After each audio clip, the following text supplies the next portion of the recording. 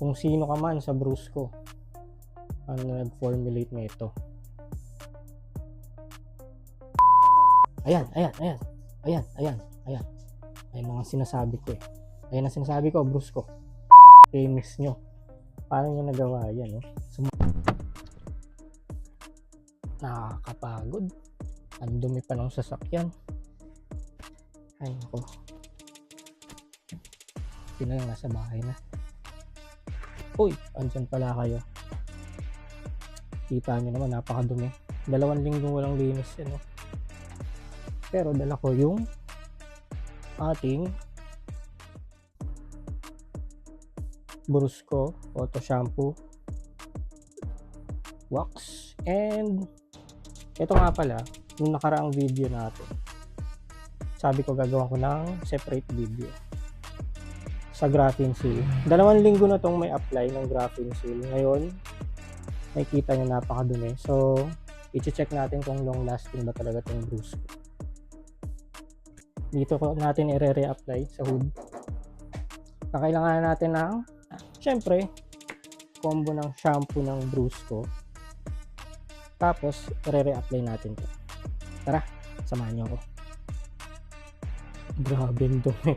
2 weeks. Pwede nakasulatan to. Pero huwag nyo akong gagayahin ha. Susulatan ko. Ayan o.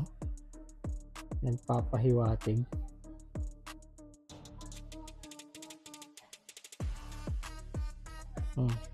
Dalawang linggo. Huwag nyo akong gagayahin ha. Huwag nyo gagawin to ha. Ngayon, hugasan natin muna ng Brusco shampoo. Tapos, apply natin ulit ng, siyempre, importante dyan, pre-wash. Ako nasanay ako pag, tagal ko nang ginagawa pag pre-wash ng tubig. So, pre-wash natin ng tubig.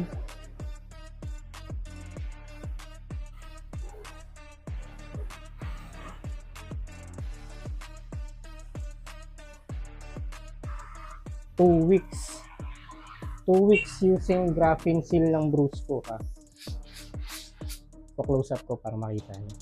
2 weeks. Tapos ganito pa rin yung performance. Kitang-kita yung beading effect oh. Oh. Beading effect pa rin yan. 2 weeks walang hugas. By the way, kung taga Rizal ka, alam mo kung gaano kaalikabok dito. Okay. Tuloy na natin yung paghuhugas natin ang ating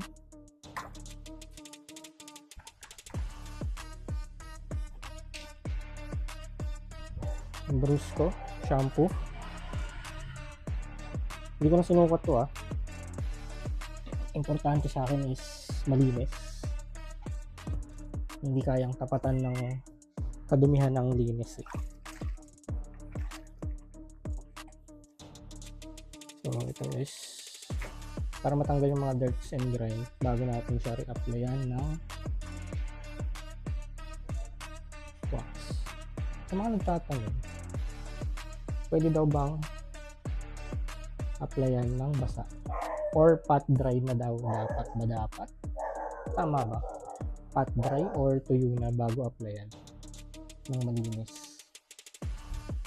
So ayan,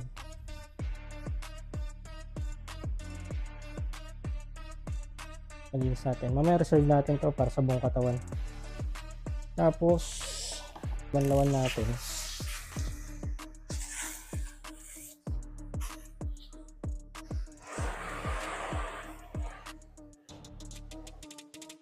Walang cut to. Ay, meron pala. Natanggal ba yung beading effect nung sinampoo? Tingnan natin, close up ulit ha. By the way, 2 weeks to ulitin ko, 2 weeks walang hugas. Taga Rizal, maalikabok, mausok. Close up ulit natin. Beading effect again. Kung sino ka man sa Brusco, ano nag-formulate na ito, mabuhay ka. By the way, yung kalahati, ipapat dry natin. Yung kalahati, wet application para sa mga nagtatanong. Tapos, sabay natin ibabuff So, unahin natin i-pat dry muna yung kalahati. Ito yung graphene seal, baka sabihin nyo, daya tayo. Walang daya dito. Walang daya dito. Ayan, okay. Pat dry natin to.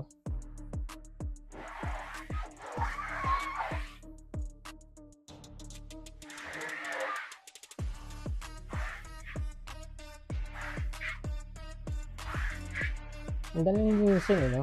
Pagka naka-beads yung tubig. Simpleng wipe lang, Tulad nun, first batch lang. Nadagdagan ko lang ng konti para tuyong-tuyo. Para yung half, makikita nyo na isang wet application, isang dry application, kung gumagana nga ba. Tapos, syempre, hindi na natin antayin yung sinasabi din sa manual na curing time. Buff agad natin. Pagkatas i-buff, water test agad kung nandun yung hydrophobic effect. Kasi kung para malaman natin kung ano tama yung marketing. Okay, first test. By the way, may libreng applicator to, hindi nga lang applicator yung ginagamit ko. Microfiber towel na malinis. Huwag kayong mahiya mag-overspray, gamitin nyo lang gamitin.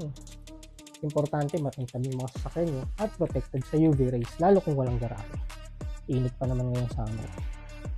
So ito, nilagyan muna natin yung part na tinuyo natin. Ayun, punta naman tayo dito sa basang side. Basang side na nagtatanong, pwede daw ba to? Sagot, malalaman natin mamaya kung gagana. Ayan, apply natin siya dito. Overspray nyo, huwag kayo mahiya. As long as masaya ang sasakyan nyo, masaya kayo, makitab, nakikita nyo malinis, go lang.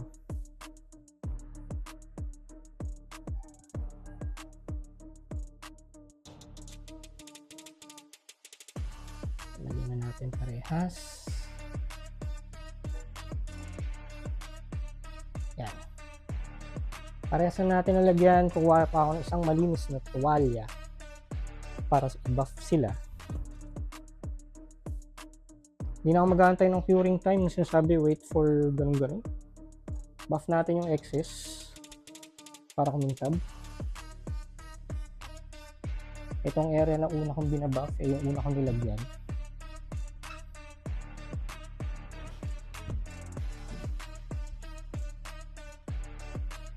Hand buff, pwede na. Kung may magtatanong, kung wala kayong mga machine. Itong second area, tupiin natin ulit. Sa kalahati para maging malinis. Tapos, wipe ulit.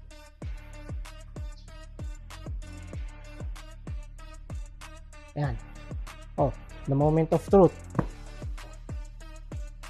Beading effect, water effect, kung ano man, ano pa ang tinatawag sa car industry. I-testing natin.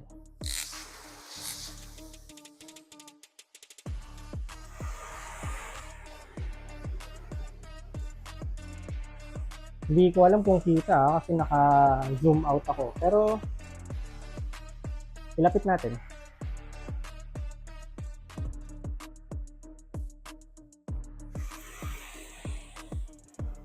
Nakita niyo ba? Nagbi-beading effect. Ito yung in-applyan natin ng ayan oh. Napakasarap maghugas pagka ganyan. Ano bang hahanapin mo? Ito yung in-applyan natin ng basa. Lipat naman tayo sa kabilang side. In-applyan natin ng tuyo. Booms! Kita nyo naman, no? Oh, bumubulas na yung mga butil-butil ng tubig. Lapit natin. Isa pang water test, heavy water test gawin natin. Ito yung beading effect. Testing naman natin yung ano nga bang tawag doon? Basta running water ba yun? Running water or hydrophobic? Hindi ako expert sa pag-detail ng sakyan, pero nakikita nyo yun yung building effect niya. Tapos,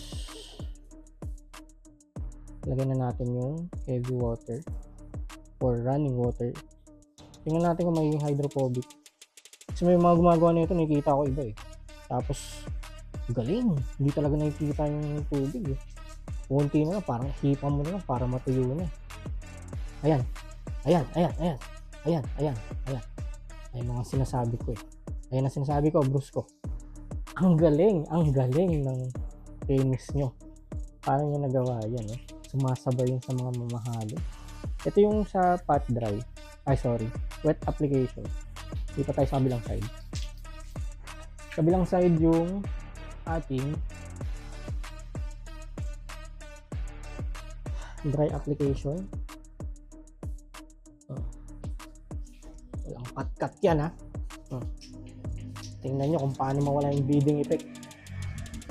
Diba?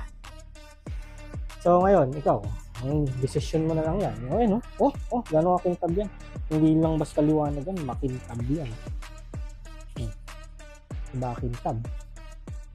Andyan sa yellow basket ko, yung graphene seal. Check out mo na yan bago pa magkaubusan. Salamat sa panonood. Isa tong honest review and honest to goodness.